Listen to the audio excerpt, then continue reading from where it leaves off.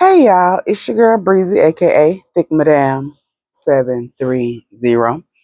And I came today to talk about our girls, Niche and Jazz.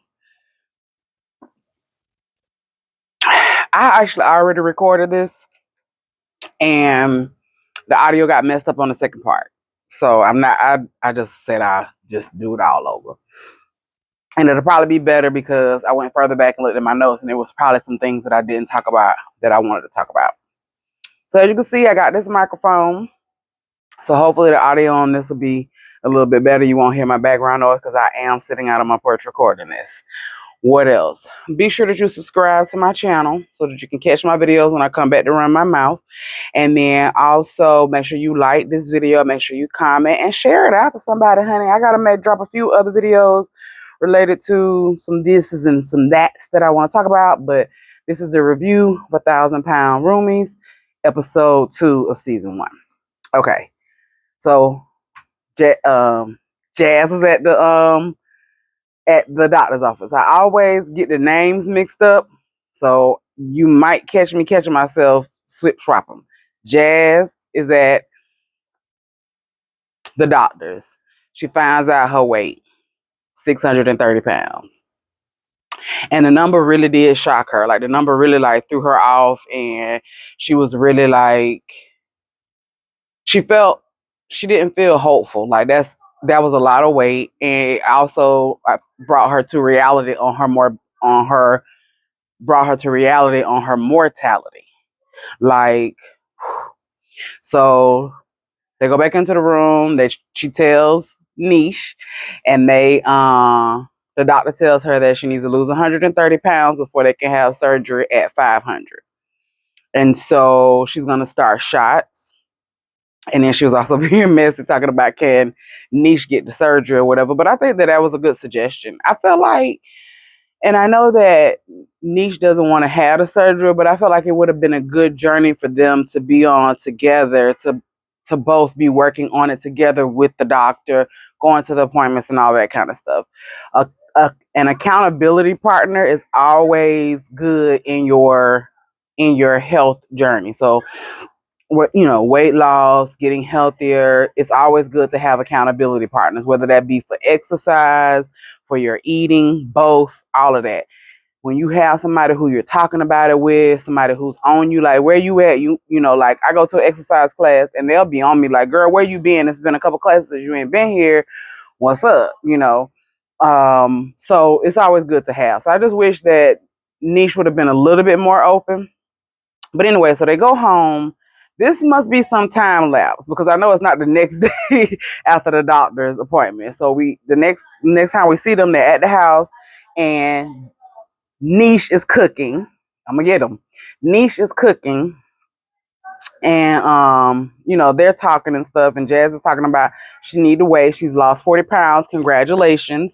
But then she was like, I still got 90 to lose. And when I tell you that, like, rung with me because we do focus on the bigger number. Like I have all this weight I need to lose, as opposed to being proud of and congratulating ourselves on the win. Like that's big that you lost 40 pounds, regardless of the number of what your total weight is, the number you got to lose for the surgery.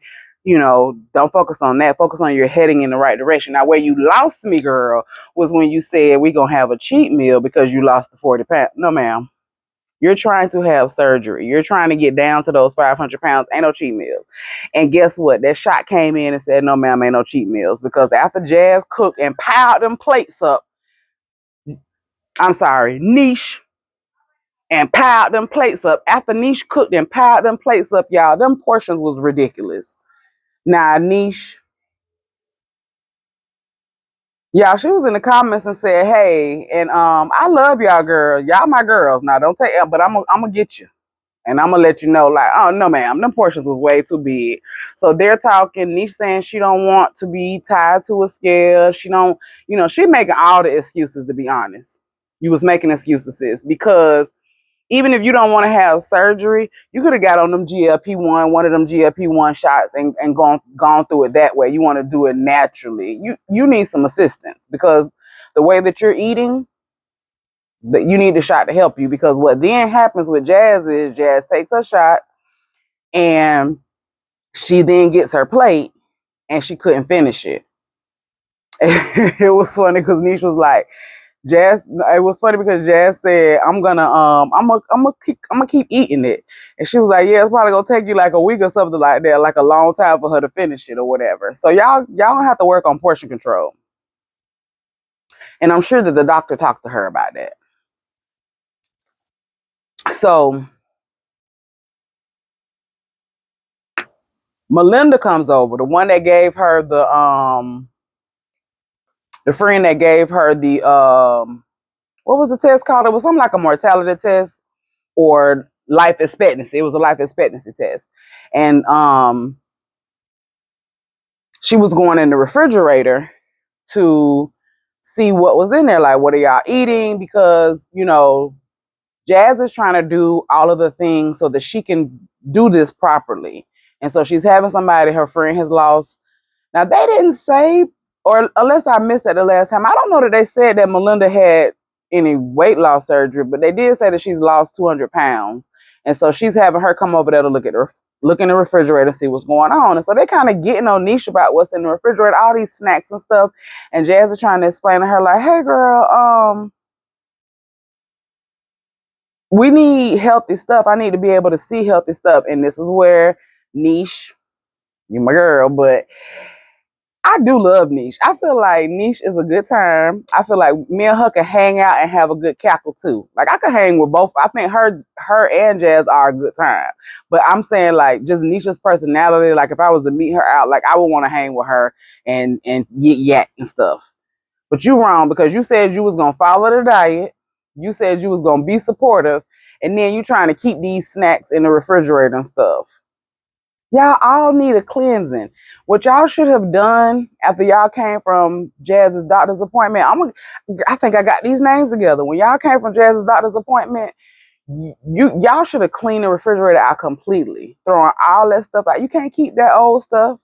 You can't keep that. It's not serving you. If it's something that you feel like it's so much of it left. For instance, you got something that you need to be getting rid of out of the refrigerator and there's so much of it left, then give it to somebody who is not on a weight loss journey, someone who could use it and get it out of your purview. Get it out of your view, out of your sight, because Jaz is absolutely correct. You have to set yourself up for success. You got to take all of that other stuff out of your eyesight. When you go into the refrigerator, it needed to be fruits and veggies and healthier things, yogurts and stuff, whatever she's getting. Those things need to be present in her sight so that when she goes to get them, it's the first thing they grab. Or even if you go to the refrigerator for her, you're not going to feel any extra labor going for her because what she's wanting is right at the front. And also, it will probably help Niche if what she's seeing when she first goes into the refrigerator, even if she's not following the diet, girl, it don't seem like you're doing your support thing there. So tighten up, sis. But you might be more inclined to grab that more healthier thing when you go into the refrigerator and it's at front sight. So that was something. All right, now it's time to go to the gym. And I'm gonna mix kind of two scenes because I know that once Jaz loses, you know, more and more weight and she is able to have improvement with her mobility, she's gonna be real happy, because I know that, because I was at first kind of like judging, but I have to remember that she has very, very, very, very limited mobility. Because one of my get your steps in tips is to park further out in the parking lot. But when they went to the gym, she had Niche to park or pull up as close as possible. So she didn't have that far to walk. But then she's also using a wheelchair. And I have to keep that in mind, because I be want to say, now, Jaz girl, you should have really walked to that door. But she really can't. And I think that is what people also have to realize. Like, when you see a person, and if they're saying, I can't do these things, I can't do these things, it's not always a matter of that person making excuses. Sometimes they can't. She could not physically have had Niche park so far down in the parking lot and walk 50 to 70, maybe 100 steps from that car to that front door. That's just the reality of her mobility.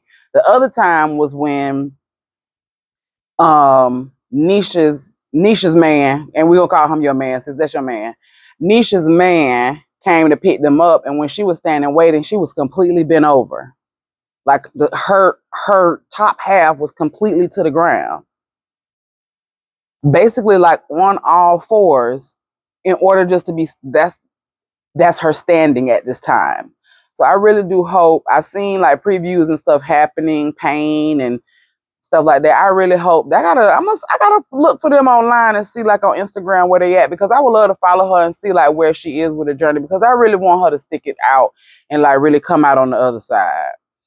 Because I want her to get her mobility back. I want her to get her life back because I can you are what I continue to hear in Jazz's conversation about her weight is that she hasn't done these things in so long.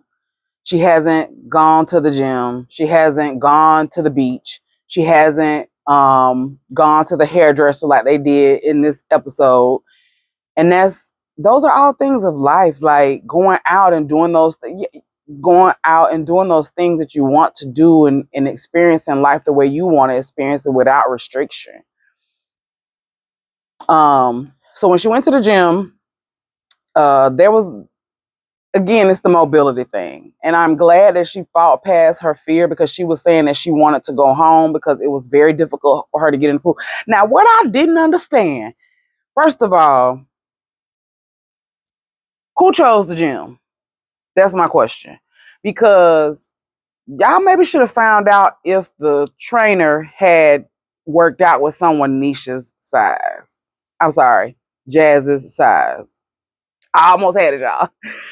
They really should have found out if that place had accommodated people or worked out with people of her size before. Also, why didn't they have her take the stairs in the pool? Why didn't y'all roll down to the stairs? I feel like that was for TV. Because you can't tell me it wouldn't have been easier for her to go to the stairs with that wheelchair, come down the stairs, and then come over to that side where that trainer was, or even the trainer meet her on that side. And that's how you know she ain't dealt with people like that.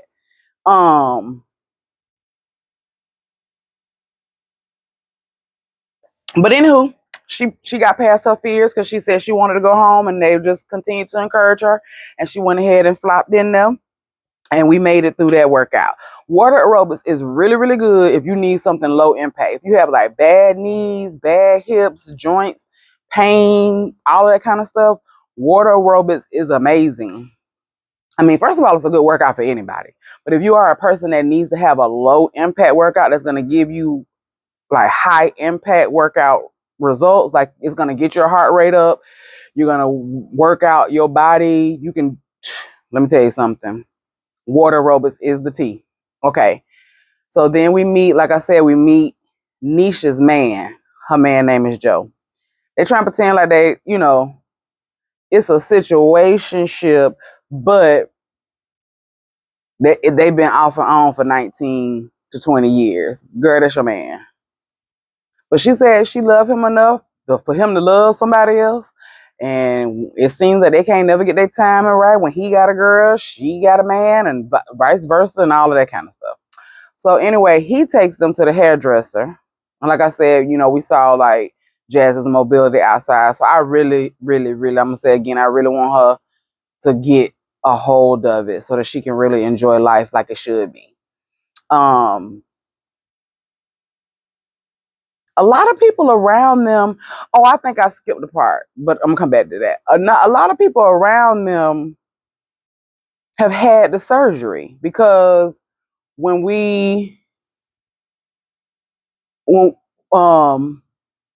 Nish and Joe are talking about his mama having it, and then apparently Nisha's mom has it, and that's the part that I skipped. Before we see Joe, we see Nisha's mom, and Nish works with her mother at her mother's home daycare. And also, Nish, I hope that once you complete your journey, you're able to get out and live life how you wanted to. I can't remember, and I didn't write down in my notes what you said it was, but there were things that you expressed you would have done. It sounds like, but your mobility doesn't allow you to. and I want you to break out and do that. Because yes, we need somebody to take care of the babies at the daycare, but also you should be living whatever life you want to live and not have to be tied to your mom in that way when it seems like y'all might need a little break from each other. So they're talking about the fact that, and I'm a, I'm gonna go back to when Niche and Jazz were at the house. Niche also expressed to Jazz, so this same sentiment she's expressed to both her mother and her friend, that she has this church hurt from her mom basically birthing her into a cult. Her mother was a part of a cult before she was born. She brought her child in and raised her child in that cult. And it was a very restrictive, controlling environment.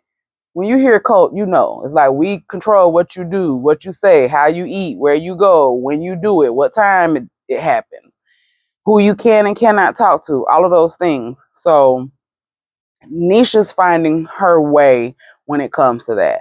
Now, what I will say to you, girl, is I do hope that you get through the church hurt, and I hope that you are able to find your way back to God in your own way. I should say find your way to God in your own way, because I don't know. Well, yeah, back to him, because your mom, I'm assuming, this is just me assuming, that the intention of the cult is some type of religious,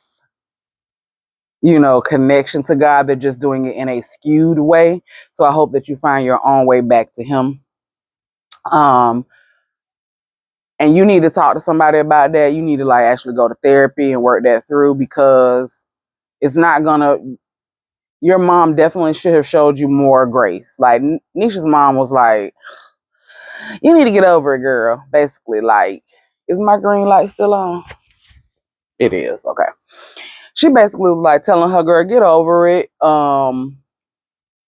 It happened, whoop de doo. And what that said to me was that Nisha's mom hasn't dealt with whatever pain she got from being in a cult. Because what drove you to be in a cult from the first beginning? What drove you after you had a child, when sometimes that's your most awakening moment as a woman, to stay in that cult and raise your child in that cult? And it seems like they was in there for a long, long, long time. So there are things that Nisha's mom needs to work through that I don't think that she's either going to at all touch or has touched yet. Like, she doesn't want to, she don't want to talk about it, she don't want to discuss it.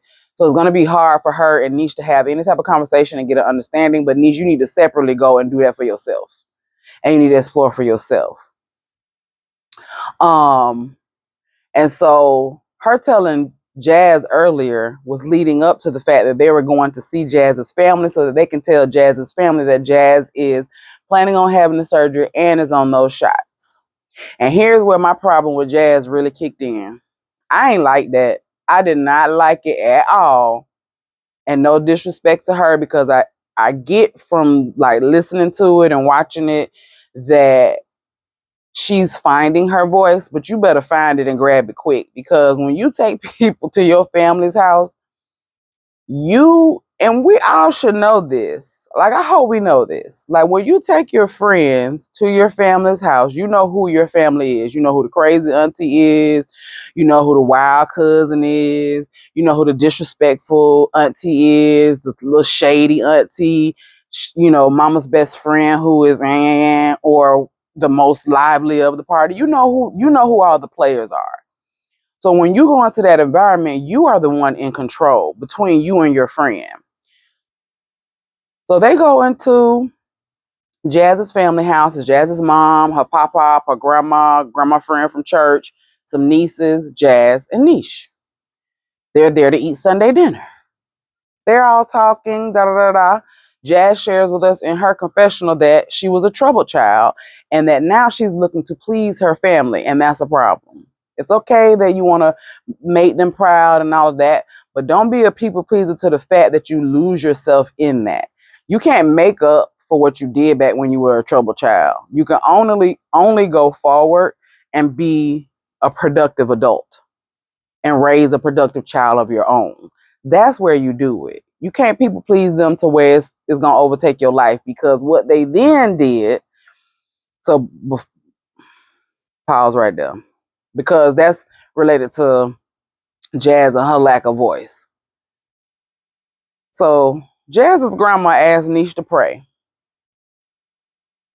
And Niche respectfully declined. And in my opinion, grandma aggressively pushed. Because if you have someone at your house and you ask them to pray and they decline, either you should pray or you ask someone else to pray. No, grandma was pushing. Grandma, you was wrong. You was wrong. You was wrong. You was wrong. You was wrong. You was wrong. Once that girl told you no and she actually explained to you why, you should have been like, baby, I'll talk to you about that later. And you should have said, everybody bow your heads, and you should have said the prayer. Or what I felt like should have happened from a friend perspective and why I was upset with Jazz in this scene, you should have said, well, grandma, Niche got things going on. I'll pray. Everybody bow your heads. And you should have said the prayer. Somebody. This is y'all's guest at y'all house. Come on now. You was wrong for that. And then, Jazz, where you further got on my nerves at, and I still love you. I would love to, yes. Again, I'm going to go look for both of them on Instagram. Oh, I meant to follow her YouTube. I'm going to go back and look at that comment. But anywho.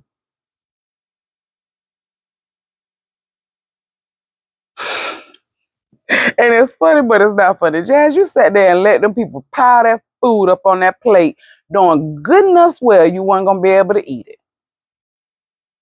After that prayer and before any place was fixed, the conversation should have been, I'm taking a shot. I can't eat a lot. Only fix me a little bit, and I'm going to have surgery. You wait till the plate is fixed to say it. After that lady done whop that big old glob of potato salad on that plate, then you're going to say, oh, I ain't going to be able to eat all this food. That's why I say she needs to find her voice and get it together. Because, girl, you could have saved so much time. But anyway, she tells them, let me tell you something about family. Let me talk to the families. If your family member is obese, morbidly obese, fat, and they say they want to lose weight, and they say they want to have a weight loss surgery, and they say they're taking shots, don't stop. Oh, them shots do this, and oh, them shots do that. You gonna die if you have that surgery. You can express, I have apprehension about that, but I'm glad you want to do something to get your weight under control. Because we can physically see that you can't stand up, granddaughter. She's coming in here walking with a wheelchair, y'all. She needs someone to hold her seat so it don't move, because if it moves, it's chaos. She don't even want to go to the beach and live regular life because of her size. And you talking about what you don't. Granny, you yourself,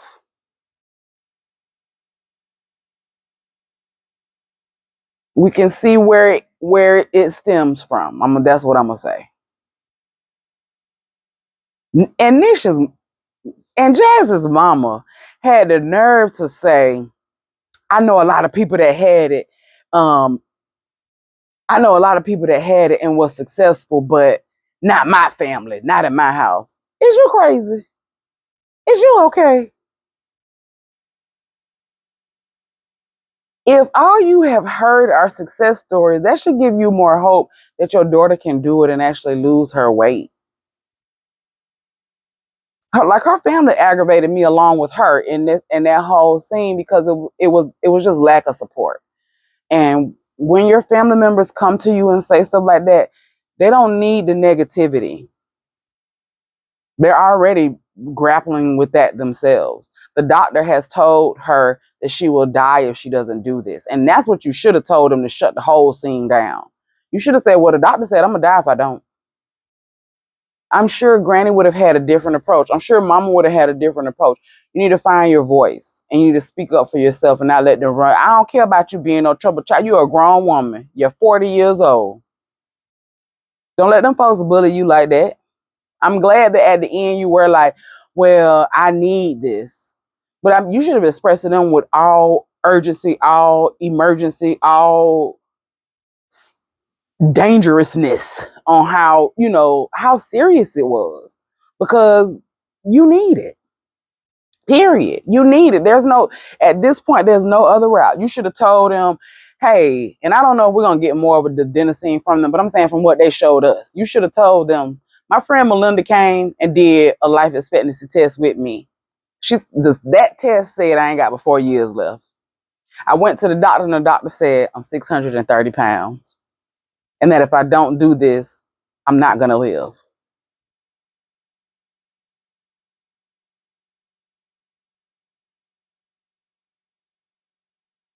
So you want me to have this surgery where I have actually a better chance of living, changing my life around, being here for my daughter for 17, 20, 30, 40 more years?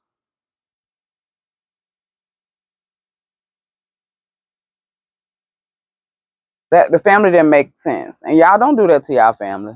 Don't do it. If you have a family member that does it, don't do that. That's not cool at all. Anyway, I have ran my mouth long enough about this episode. It was really good. I hope y'all watched it. This is on TLC, 1,000 Pound Roomies. Niche and Jazz are definitely a hoot. Like when you see them, you talk to them, they're going back and forth and all that talk. It's a good time. But definitely rooting for Jazz and her journey. Rooting for Niche to get it together so she can join on the bandwagon. And I'll be back for episode 3, y'all. Make sure that you like this video. Make sure you comment. Make sure you subscribe. And hit that notification bell because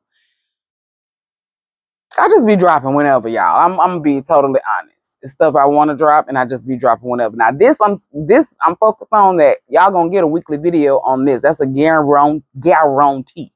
I have to fit into my schedule when I do it, but it's a guarantee that I'm gonna come and I'm gonna give you this video for our 1,000 Pound Room. So we're gonna follow this season all the way through it, talk about it. But the other stuff, you need to have that notification bell click so that you notified when your girl Thick Madame come through and just yapping.